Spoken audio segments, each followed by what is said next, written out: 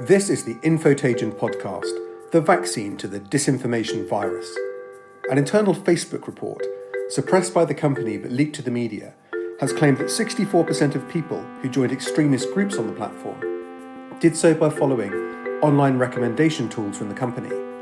Another internal report later stated, our algorithms exploit the human brain's attraction to divisiveness. The Reuters Institute at the University of Oxford has reported record low levels of public trust in the mainstream media, and the former Vice President of the United States, Joe Biden, has now called for Facebook to promptly remove false viral information and to prevent political candidates and political action committees from using paid advertising to spread lies and misinformation. So, are we being dazed and confused by social media, or does it merely reflect divisions that already exist in our society? I'm Damian Collins, and I'll be discussing these and other issues with Roger McNamee, a Silicon Valley tech investor and former business mentor to Mark Zuckerberg, who has now become one of his biggest critics. In 2019, he published his book, Zucked, Waking Up to the Facebook Catastrophe, which led to the New Yorker magazine labeling him as Big Tech's Big Defector. We'll also be hearing from Adam Satariano, the technology correspondent for the New York Times, as well as our resident expert, the disinformation analyst, Dr. Charles Creel. Roger McNamee, it's fantastic to have you on the Infotagion podcast. We've spoken many times about issues to do with social media and disinformation. Like so many other people, I greatly enjoyed your book, Zucked, which I think gives one of the best summaries of the issues that we face today. But of course, things keep on moving in this debate. And I wanted to start off by picking up on a comment that Mark Zuckerberg made before, which was referring to Facebook and Instagram as being like the digital town square. And I think looking at what's happening at the moment, the terrible civil unrest, the problems with fake news around COVID-19 and other important areas of public health, we have to question what sort of state this town square is in, because it seems to be one where conspiracy theories, fake ads, voter suppression tactics, international interference in politics, all these things seem rife in this town square, and it doesn't seem to be a very healthy place to be. Damian, I think that's exactly right. That the COVID pandemic really illustrates both the good and the bad of internet platforms. On the good side, it's hard to imagine how we would have handled social separation and quarantine as well without the benefit of products like Facebook and Instagram, which allowed us to keep touch with lots and lots of people. But quite obviously, in the United States at least, internet platforms, but in particular YouTube, Facebook, and Instagram, have fostered and nurtured extreme voices that have converted a national pandemic response into an element of the culture war. And that has been, in my mind, one of the most glaring examples of how the business model of Facebook, YouTube, Instagram, and even Twitter are in conflict with the needs of society. And I'm hopeful that coming out of this particular moment, there will be a new understanding of the need to view internet platforms the way our society once viewed chemicals companies, say in the late 50s, or the pharmaceutical industry at the turn of the 20th century, or the building trades in the 19th century, where we recognized that these industries were so important to society, so important to our economy, that they could not be allowed to operate unsupervised. The chemicals industry was dumping toxic products anywhere without any cost. And that artificially inflated its profitability and its growth and damaged both public health and the environment in ways that ultimately resulted in regulation that changed incentives. And I'm very hopeful that coming out of this, Damian, we will see around the world a recognition that in order to get the good out of these platforms, we're going to have to make regulations that change the incentives of the business model and force the companies to operate in a way that's less toxic. I think that's such an important point, and I think it's frustrating sometimes when, if you question the business model of social media companies in particular and the way in which they're allowed to work at the moment, some people respond and say that's a kind of anti-tech point of view, and I think that's completely wrong, because it would be like saying that you're anti-car because you think seatbelts are a good idea. That there are things that were built into the way things work in society which are for good, but it doesn't mean to say we're against the technology. It just means to say we want it to work in a better way. When you don't have a good argument, you tend to resort to more childish ones like that. I think that you can see the inconsistencies really easily in Facebook's conversations with regulators about journalism in Europe versus the ones it's having with regulators in Australia.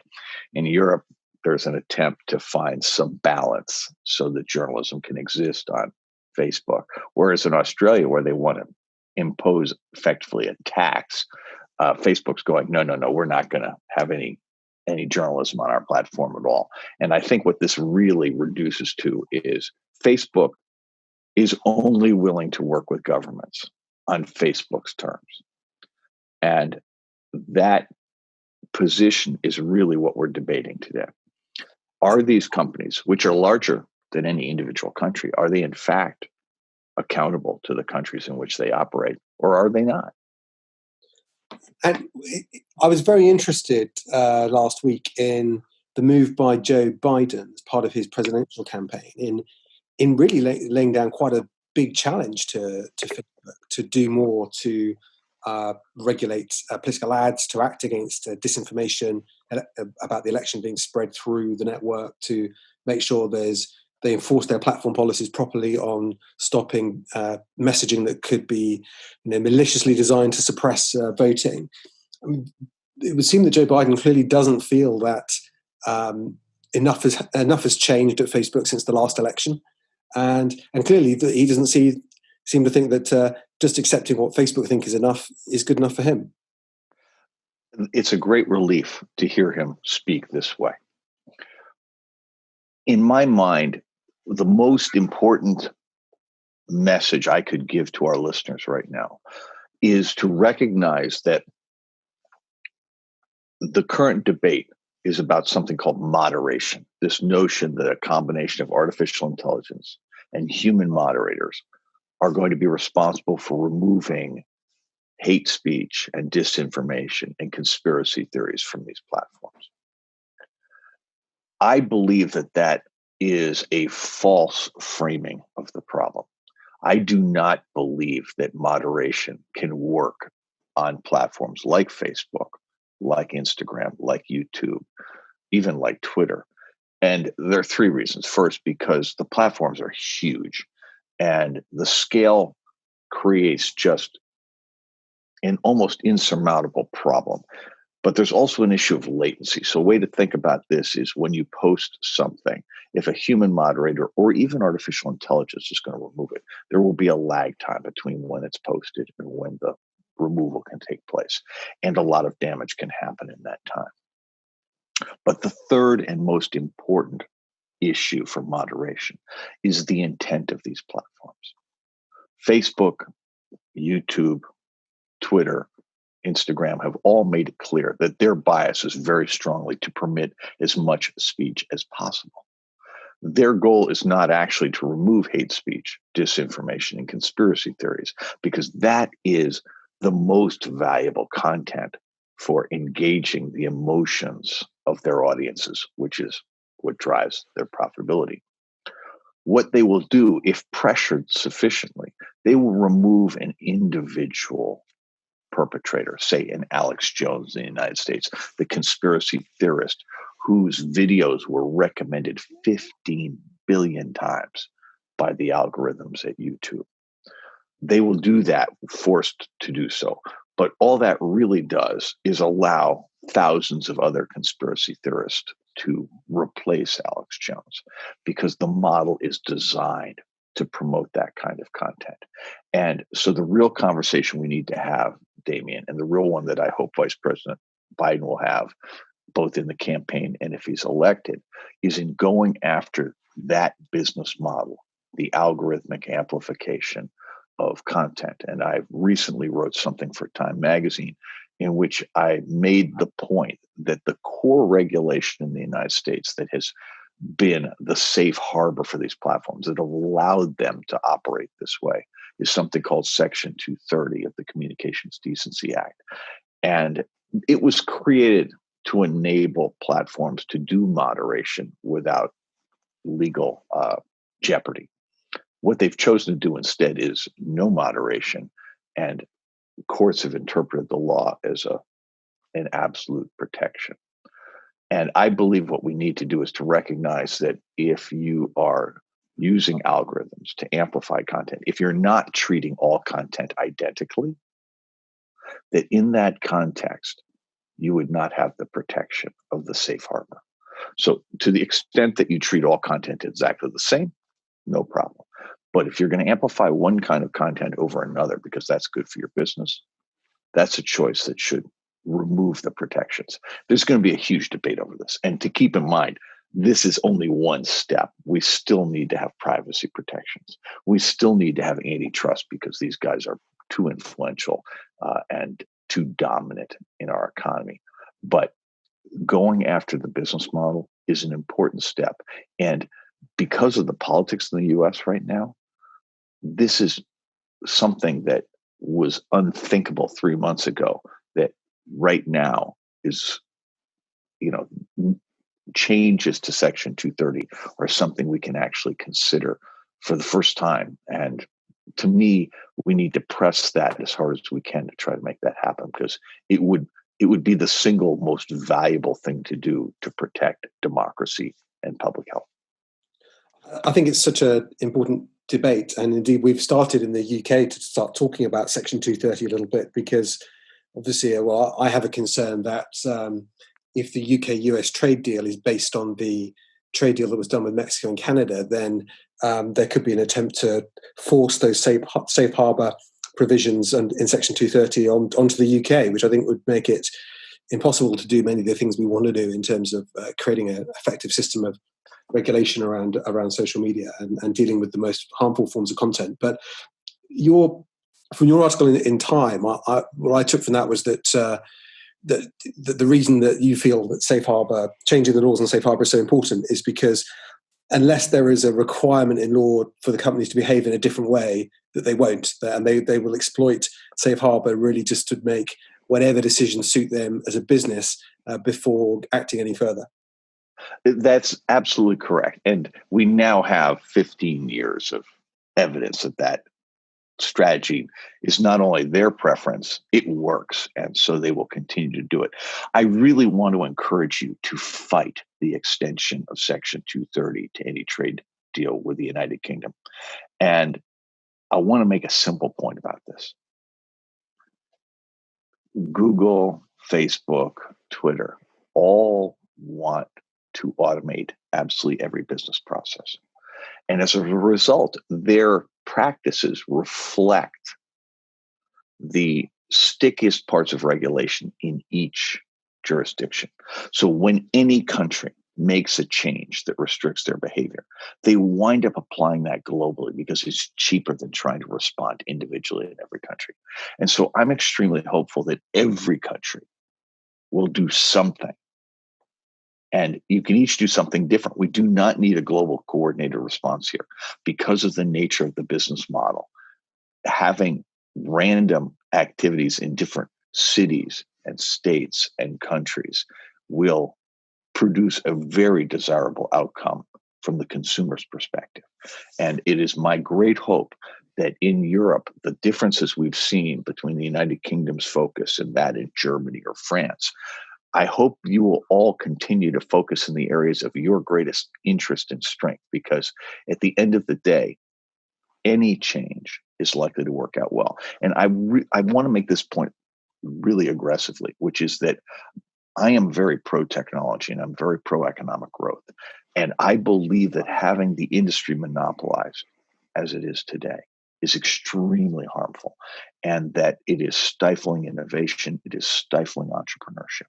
And if we want to revive those things, we need to create space for startups to succeed, and that currently does not exist. Absolutely right. And just wanted to ask, I want to bring Adam into the discussion as well, but before I do, just one final question I want to ask for the moment is, you obviously, you've known Mark Zuckerberg, Sheryl Sandberg for a long time, would consider yourself, I think, probably a friend, an advisor, a mentor to the company in its early days. And you're now someone who speaks out about the business model of Facebook and other similar companies. It would seem that there are more people, both current and former employees of Facebook, who again are raising concerns about the way the business works and the way the business operates. And I just want to know, for the people you talk to, maybe the people you talk to privately, do you feel there is growing concern within the company about some of these issues? And also, I was particularly interested in some reporting about some research work done within Facebook that suggested that the platform is helping to radicalize opinion in society, and whether that's something you've heard about as well, and whether you had any views on that. So the internal report, let me start with that. So that report was done post the U.S. election in 2016. It was very extensive. I believe, a multi-year study. And it was squashed by the political operatives inside Facebook, the Washington office, for very simple reasons, that it revealed that Facebook was largely an unhelpful force in U.S. politics, that it was increasing polarization, that 64% of the joins, of the times when people would join an extremist group, were the consequence of a recommendation made by Facebook. And so that kind of thing suggests exactly what I've been worried about. And Facebook suppressed the report. It leaked out. Again, that was really conspicuous because the company has been very effective at preventing leaks historically. But the last 12 months have seen employees pushing back for the first time. So they didn't push back after Brexit. They didn't push back after the 2016 US election. They didn't question Facebook's policies in Myanmar that enabled a genocide. They didn't question the policies that essentially incentivized the terrorist in Christchurch. But they are focused now, and that is very positive.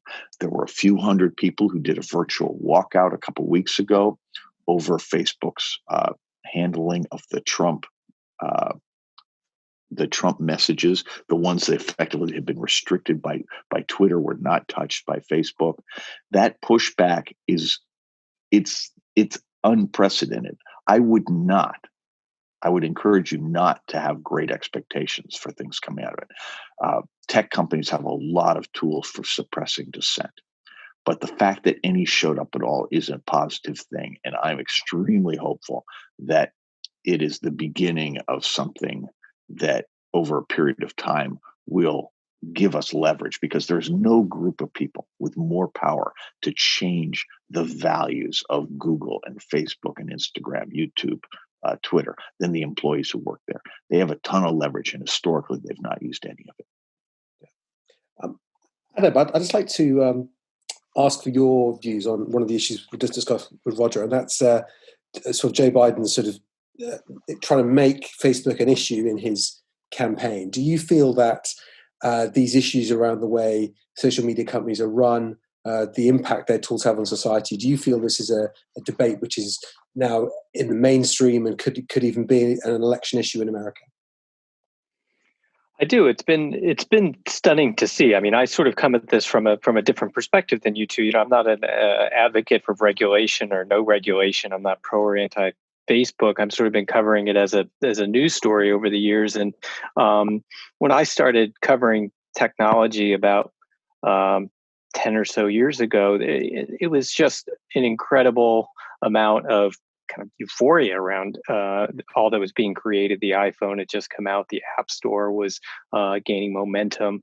And how things have evolved, and particularly over the past 6 to 12 months, has been really remarkable. And that a leading presidential candidate in the Democratic Party, which has traditionally been very, very cozy with Silicon Valley, is calling for these sorts of changes, is a really stunning change. And you see it throughout Washington in a way that you haven't before. Usually it's been regulation has come from Europe, and there's been an undertone of it that it was sort of an anti-American attempt or a way to hamstring American companies, fairly or not. That's how it's characterized by many in the United States. But now you see action in Washington where they're taking many of the same steps and they're communicating with one another. And to see the different laws under consideration in the UK and elsewhere, and the antitrust investigations that are going on in Brussels and Washington from different states, attorneys general. It's really a groundswell.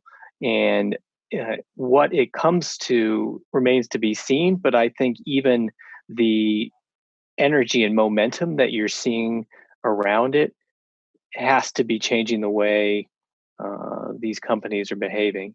And so that's something, just as a reporter, that I'm watching for, to see if there are ways in which some of this external pressure and internal, as Roger rightly points out, the way that the employees are organizing themselves is really fascinating, and something that's very, very unique. And so all these things are sort of being whirled together in this stew, and the companies are just under a tremendous amount of pressure. Do you think that COVID has played a factor in this? Because obviously the world has gone through the most extraordinary 5 or 6 months, and I think I sort of feel with regards to disinformation that actually in a public health emergency, the public interest in that is much greater, because they want to know what's going to keep them safe and what might protect them from the virus. I think the extraordinary response to we've seen through the Black Lives Matter movement and the response to that, and indeed the protest against it as well from some people too. Social media's played a really important role in that messaging. Do you feel that's given people a heightened sense of the importance of these issues over the last few months? I don't know, to cop out with this answer. It is very hard to tell how much, as a sort of a general voting issue, this issue is for voters. I think there are certain things that have broken through that have usually been tied to broader politics and the polarized views about Trump in general. So Cambridge Analytica was a story that really changed the debate. But more than a story about the data collection practices that were going on for years and years and years. I mean, Obama campaign officials were put on the cover of magazines for the similar sorts of tactics. But what was happening is that this was around the Trump election, which really polarized the issue and made people very angry. And I think you're seeing a similar dynamic now with what's happening with Mark Zuckerberg and some of the criticism that he's facing as a result of not taking a stronger stand against some of the comments that Trump has posted on social media, in the same way that has happened with Twitter.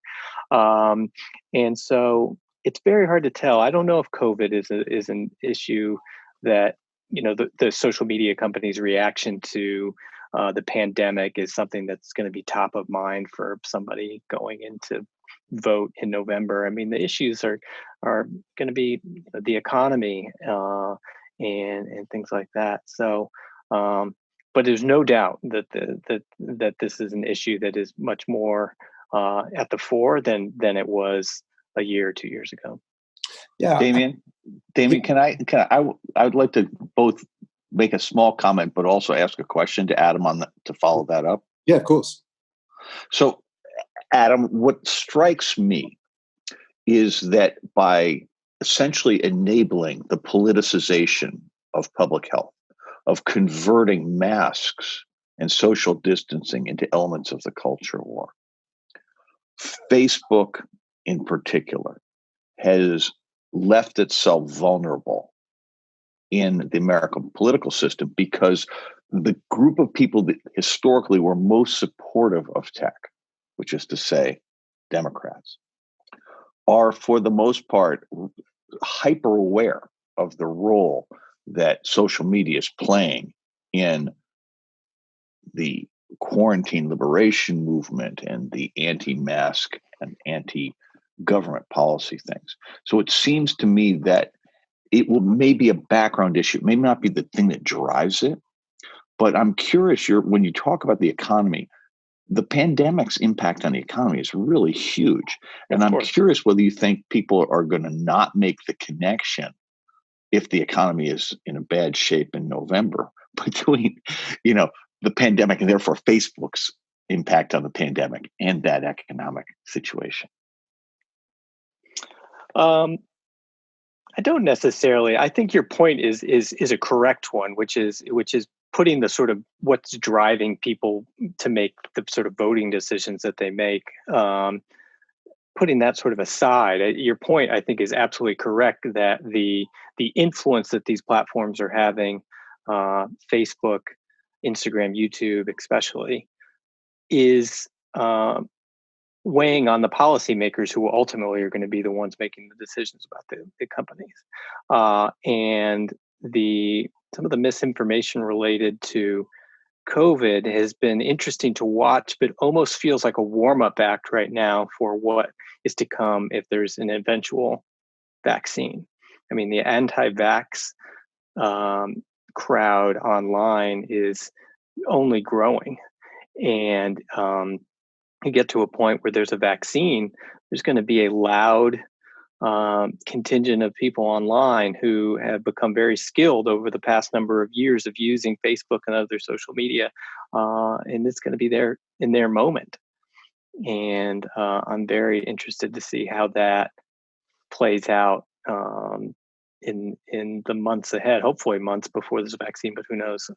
But I think those are issues that are going to be top of mind for policymakers as they think about how to regulate these companies.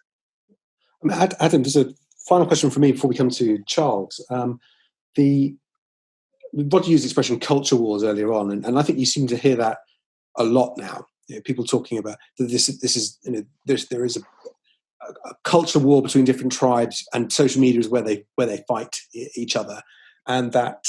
If something controversial happens, it's not just that people are individually talking about it, but there are suddenly swarms of accounts, particularly on Twitter, amplifying messaging and amplifying hate a lot of the time as well. I think there's been a kind of coarsening of the debate on all of these issues and increasing amount of aggression towards people that have a view or take a position on these different issues.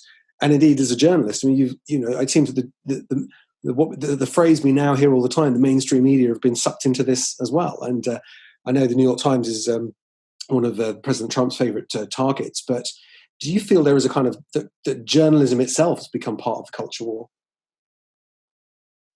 Of course. Unfortunately, I think that journalistic organizations are being targeted like never before. There was just a horrifying decision today out of the Philippines in which a journalist was found guilty for libel in a case that was really an attempt to stifle her criticism of the government. And that's going to continue. Social media and the internet has given a megaphone to a lot of this debate, but I think it's part of a broader dynamic as well. I mean, there's some of this stuff has been going on for years and years in the United States with Fox News and things like that. So feeding on polarization and people's fears like that is not necessarily new to Facebook, but it has taken it to a higher level. I'd be curious what Roger thinks. Roger, go on. I think that the challenge that we face in the United States, at least, is that we have lost the ability as a country to have debates on substantive issues that matter to all of us, that essentially everything is pushed into a tribal war.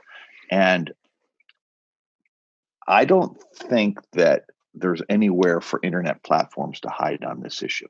Their business model is based on creating emotional conflict.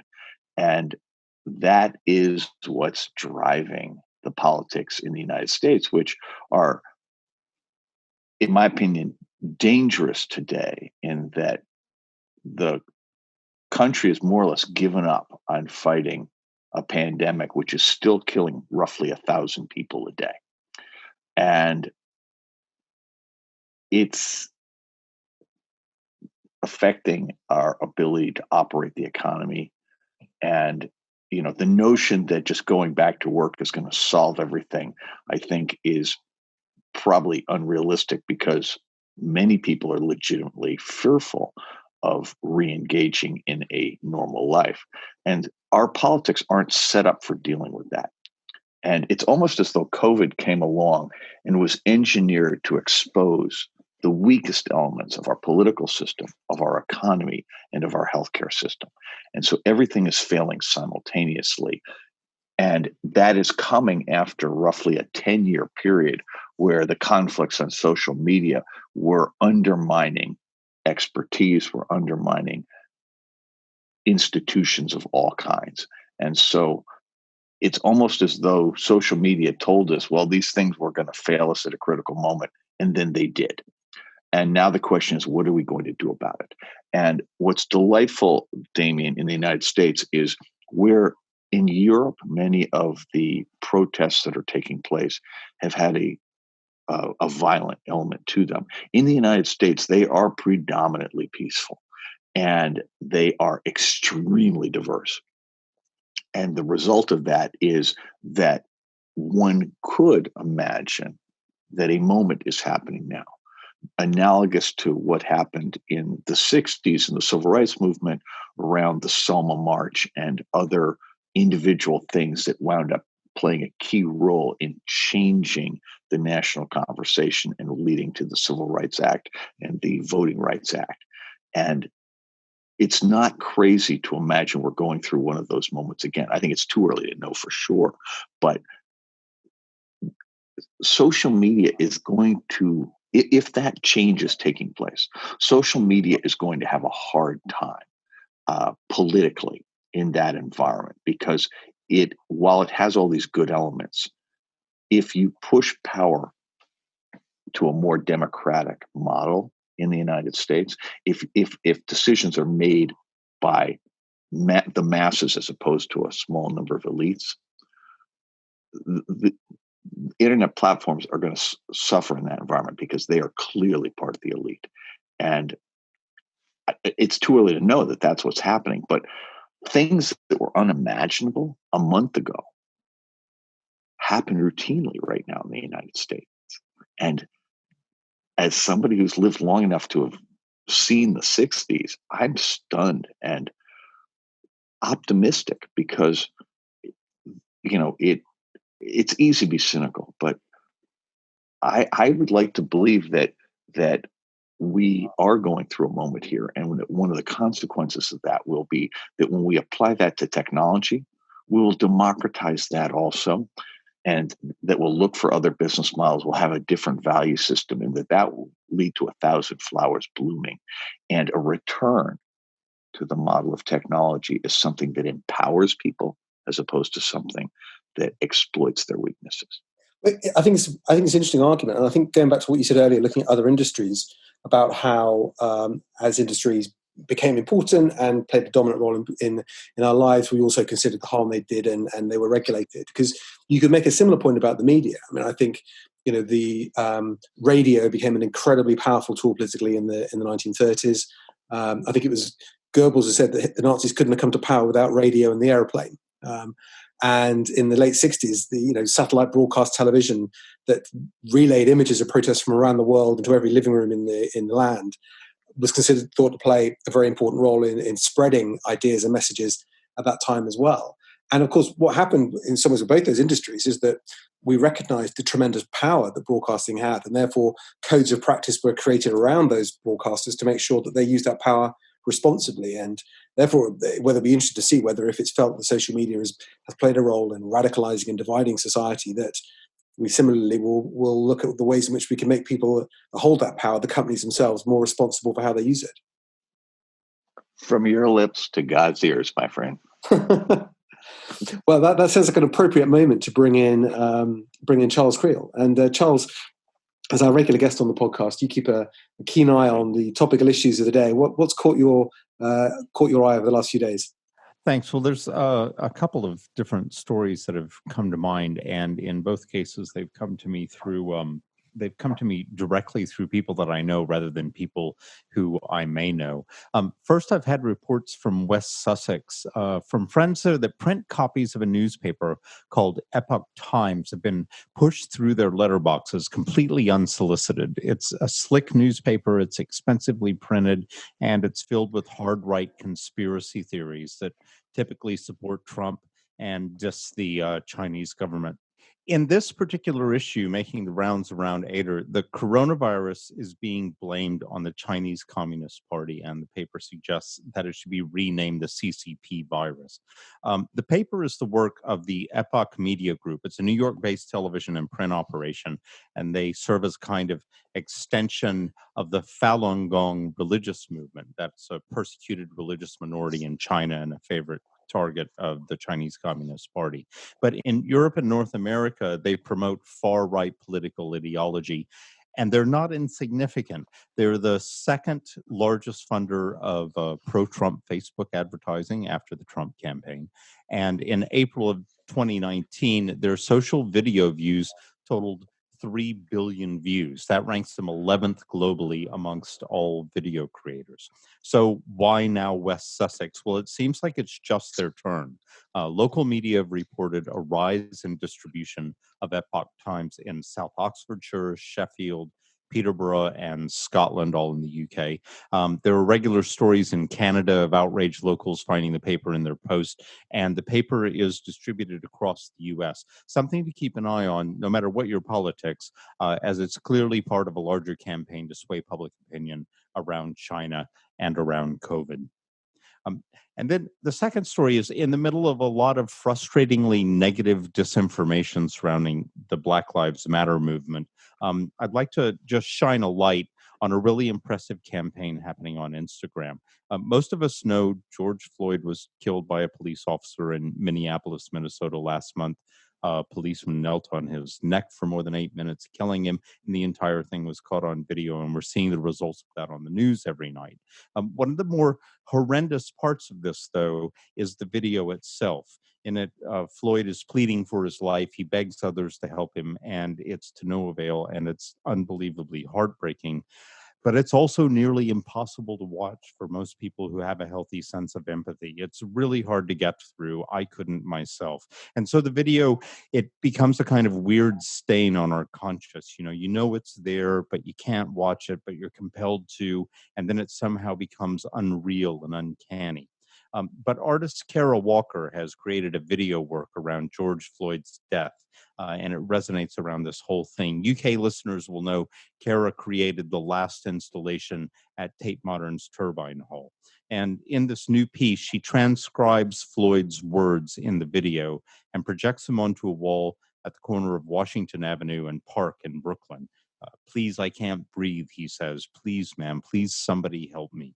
It's a really powerful piece of work, but even more relevant here, it's gone viral on Instagram, and a video of the projection itself is what is causing so much excitement. And I think it's because it gives us a way to feel the pathos and brutality of this man's murder. It's also a really great example of how art, even online, can take something that's unbearable to behold and render it in a way that creates understanding and real sympathy. So I'd recommend everybody seek it out. It's by Kara Walker. Thanks for that, Charles. We certainly will. Before we close, I wanted to just get back to ask everybody about the sort of the future, and a lot of what we focused on here are some of the shortcomings of in particular social media and the radicalizing effect it can have on society. But if you're an optimist, you might say, well, will the companies respond to public pressure for this to work in a different way, or will they gravitate towards new tools and new services that are less intrusive, gather less data, respect more people's privacy? And I wonder, Roger, Adam, Charles, whether you feel there are any positive signs to look out for at the moment. Well, speaking as somebody who's been an advocate on this issue for the last 4 years, I do not think it's realistic to expect the companies to voluntarily change themselves. I have enormous optimism today because I think that the political will to impose change is increasing and has hit a threshold level of public engagement that is new. We just have not been here before. And it gives me great hope, particularly in Europe, where I think the values related to privacy and related to self-determination have more weight in politics than they do in the United States. The thing that makes me excited is that the focus of Google and Facebook and Twitter and Microsoft and Amazon is very narrow in terms of technology. And the result of their dominance is that countless opportunities that we could be realizing with technology are currently unexplored. And I'm hopeful that with a regulatory program to limit the impact of the largest companies, we will unleash a creative frenzy globally, because it's no longer necessary to be in Silicon Valley to participate. Anyone can do this anywhere in the world.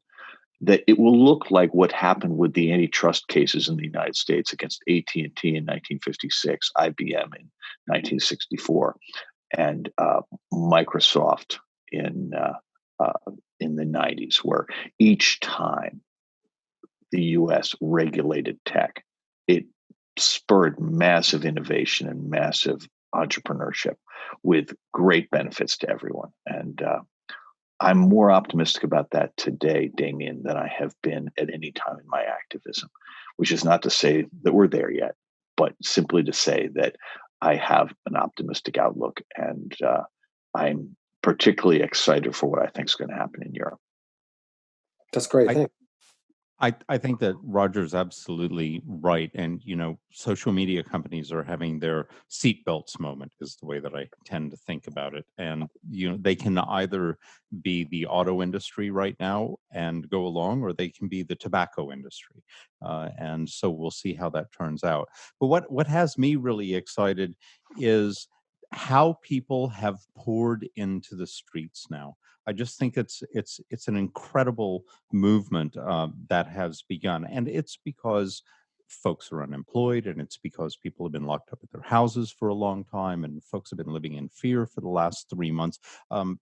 Many different social conditions have come together to create this moment, but it's an incredible moment. And as Roger said, it's a very there's a lot of diversity in these crowds, and there's a lot of empathy in these crowds. And maybe if we're really very lucky, as a global society, we're entering a moment where empathy is king. I've been struck during the current moment is the role that social media is playing. I mean, what has been incredibly powerful. You were talking about the video, for instance, of George Floyd. That ability to be able to be shared in the way that it was, it had people in every corner of the world have the ability to bear witness to what happened. And so, the power of social media and these platforms remains really stunning when it's turned into a force for change. And so I'll leave to the historians to work out whether or not the role that social media and the internet played in pushing forward what's happened. But I think it's been quite significant. And so I think that I find that quite fascinating and really something to behold. Adam, if I could just ask just one last question before we wrap up. I mean, how confident are you about the future of news through in the age of social media? Because I know the New York Times has been quite successful in its commercial growth in recent years. Do you feel that big news organizations will still thrive in this current climate, or there are many people who've said, of course, that the economic shock of coronavirus may also finish off a lot of news companies? I think it's a very precarious moment for our industry. I think the New York Times has done well for the moment, and I'm thankful for that. But I'm also worried about it having sort of just one big news organization and all these others struggle. I mean, the Washington Post is doing well. The Wall Street Journal is doing well. There are a lot of news organizations that are doing well, but my bigger concerns are the big newspapers in different states around the United States. You're also seeing those challenges in Europe as well. What ultimately I remain hopeful in a big believer in journalism, because I genuinely believe that humans as sort of a species have a thirst for information. And I think that there will be a demand always for accurate, reported information so that people can have the facts. And so that's why, it's sort of philosophically, I'm optimistic, but in terms of the business models of that and the dynamics that we as an industry are dealing with, it is very, very scary. And I think people do not take it seriously enough. I believe that a weakening press is a weakening democracy. And I wish that the general public I wish that we as an industry did better of conveying that to the general public. And it's something that we need to do a lot of soul searching about, in a way that we can communicate and interact with the public where we're trusted more, and that we can want people to buy subscriptions and see us as people who are aimed to provide the truth. Damian, can I add one short thing to that? That's my soapbox. That's my spiel. Let me add one brief thing to this, because this is a project I'm actively working on. So I believe that the core issue is that journalism in the United States and in many parts of Europe has allowed itself to become captive to the attention economy of Google, Facebook, Instagram, YouTube, and Twitter, of course. And in that process, imagine this. I believe that those platforms are designed to promote much different kinds of content. So it effectively devalues journalism to the point of irrelevance. Journalism is no more successful on Twitter or on Facebook or YouTube than it would be on Pornhub. It's just the wrong place for it. And the most important thing to do is to get the industry away from the focus on clicks, away from the focus on attention, and back to focusing entirely on journalism matters. I totally agree with Adam on this point. We need to remind everybody journalism is not something that you capture, between photos of cats. This is something that as a citizen, you're responsible for, informing yourself a little bit every day. And getting it off the attention economy, I think, is a necessary step for rebuilding the whole thing. And in the United States, our situation is perilous because we have news deserts in essentially all but a few cities in the country, and it's really undermined our democracy. I think it's a really important point on which to finish. And I think we've got to be really careful that news doesn't end up becoming a sort of premium product that a few people pay for, but that for many others, they will just get information through the swirl of social media, where an editor has effectively just been replaced by an algorithm, and that would be got to stop that. To be. I agree. Yeah. It's been a fantastic discussion. Thank you so much for joining us and on the Infotagion podcast. And I wish we had more time, but I think we have to draw it to a halt there. Thank you. You've been listening to the Infotagion podcast, hosted by me, Damian Collins, featuring Roger McNamee, Adam Satariano, and Charles Creel. It was produced by Lucy and David Dargahi. You can find out more about Infotagion, the independent COVID-19 fact-checking service recommended by Ofcom, and send us examples of disinformation you've seen by visiting our website, infotagion.com, or using #IsolateTheLies on Twitter, Instagram, and Facebook. Thank you. Until next time.